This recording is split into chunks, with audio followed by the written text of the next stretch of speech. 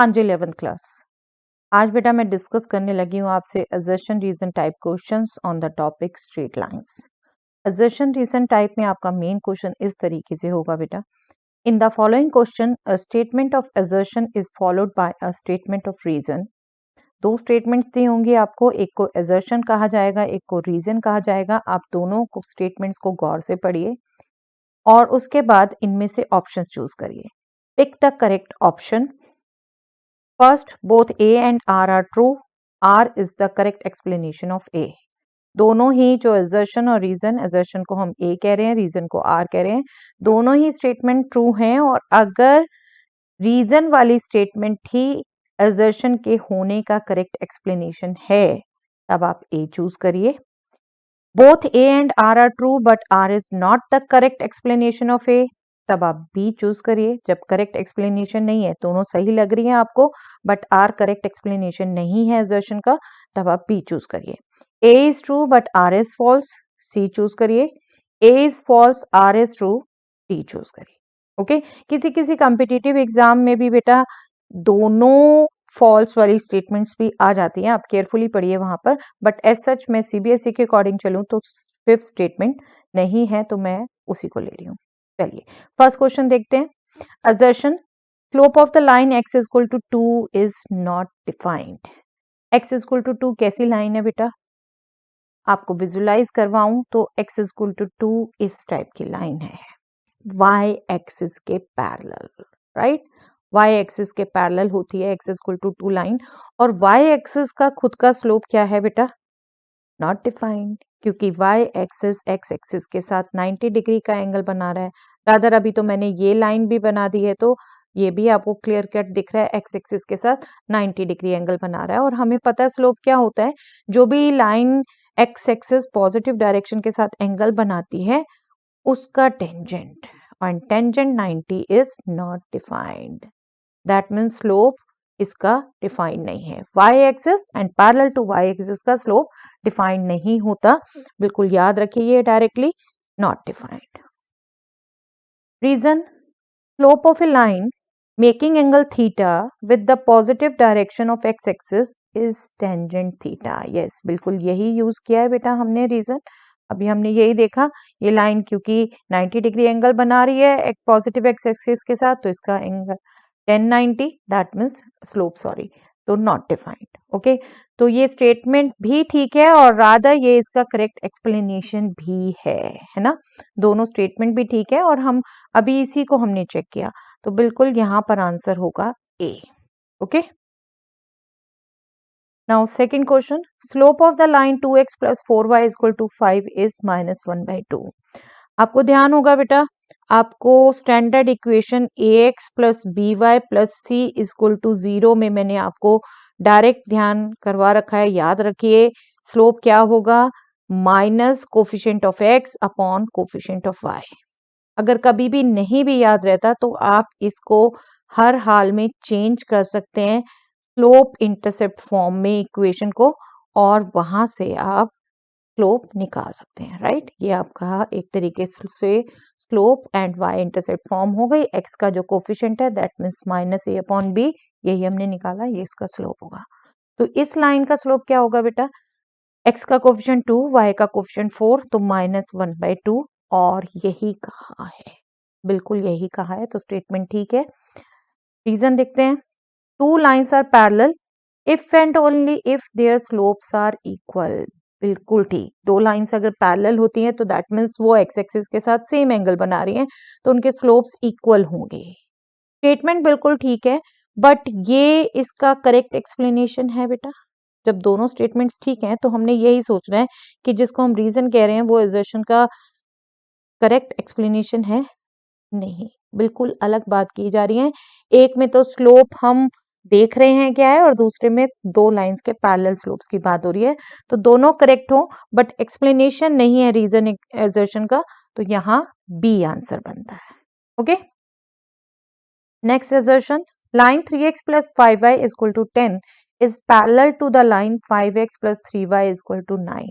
I hope अगर आप समझते हैं बेटा तो देखते ही पता चल गया होगा आपको कि यस ये पैरेलल नहीं है, क्योंकि पैरेलल में क्या होता है, एक्स और वाई के कोफिशिएंट सेम होते हैं। ये अगर दो मैं लाइन जनरल बनाऊं जिनमें एक्स और वाई के कोफिशिएंट सेम है, कांस्टेंट अलग है, उन्हें कहूंगी मैं पैरेलल है। और यहाँ क्या है 3x प्लस 5y, इसका आप स्लोप भी निकालो तो -3/5 और इसका आप स्लोप निकालो तो -5/3, तो टोटल अलग स्लोप है बेटा, तो ये पैरेलल नहीं है किसी भी हाल में, स्टेटमेंट फॉल्स हो गई। Right now reason, slope of the line joining the points 2 3 and 4 minus 1 is, yes, slope of the line joining two points क्या होता है? ओके मैं ये दोनों पॉइंट्स एक बार लिख लेती हूँ। सेकेंड पॉइंट का y कोऑर्डिनेट माइनस फर्स्ट का y coordinate divided by second का x कोऑर्डिनेट माइनस फर्स्ट का x कोऑर्डिनेट, तो ये हो गया बेटा -4 डिवाइडेड बाय 2 -2, बिल्कुल ठीक, स्लोप ठीक आया बिल्कुल। But assertion false थी, assertion false, reason true, that means D is our answer. Okay?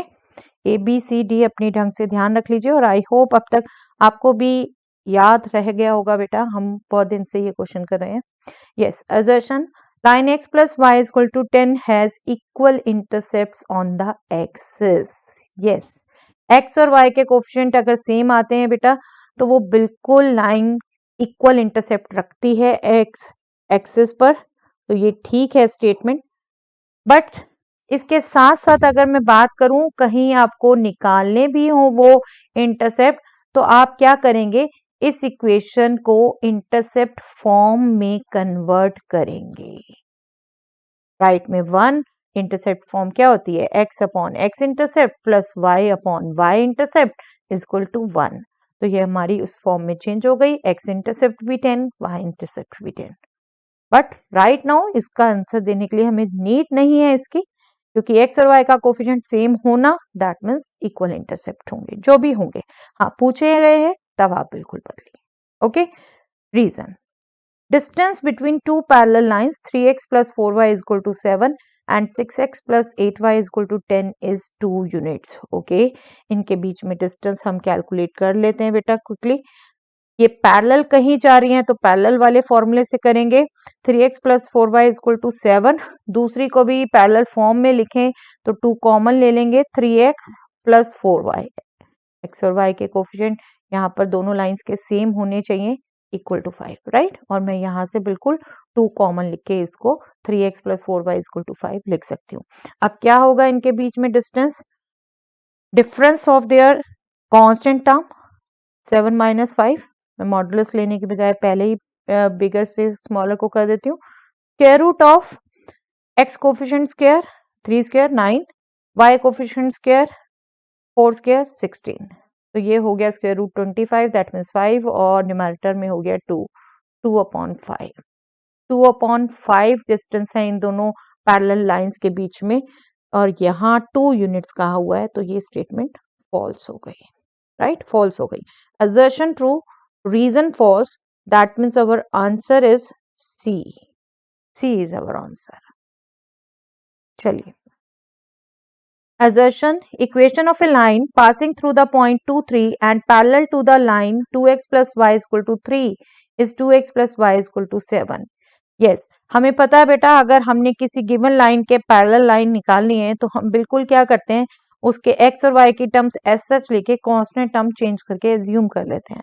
And now it passes through 2 3, तो 2 3 इसको सेटिस्फाई करेगा, दैट मीन्स के हमारा आएगा 7, तो इक्वेशन क्या हो गई जो इसके पैरेलल होगी और 2 3 पॉइंट से पास होगी, 2x plus y equal to 7, right, बिल्कुल ठीक है ये स्टेटमेंट। आपको ना भी ये ध्यान हो तो आप बिल्कुल इस लाइन का स्लोप कैलकुलेट कर सकते हैं बेटा, इस लाइन का स्लोप क्या होगा -2 और 0.23 है, आप पॉइंट स्लोप फॉर्म से भी फटाफट इक्वेशन निकाल सकते हैं।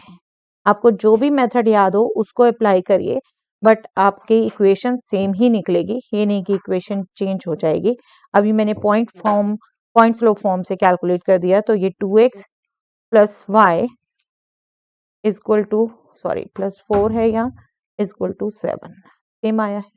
ठीक है, आपको जो भी मेथड याद हो उससे निकालिए, that totally depends on you, but statement is correct. Okay, now reason, Equation of a line having intercept A and B respectively on the two axes is x upon A plus y upon B is equal to 1. बिल्कुल ठीक है, ये statement यही होती है। Intercept A and B है x axis Y axis पर, तो इक्वेशन यही होती है। दोनों स्टेटमेंट ठीक हैं, बट क्या रीजन असर्शन का करेक्ट एक्सप्लेनेशन है? नहीं, दोनों में टोटल अलग अलग बात की जा रही है। दोनों स्टेटमेंट ठीक हो, बट ये इसका एक्सप्लेनेशन नहीं है। That means B is our answer. Okay, I hope ये क्वेश्चंस क्लियर है बेटा आपको। चलिए, that's all for the day.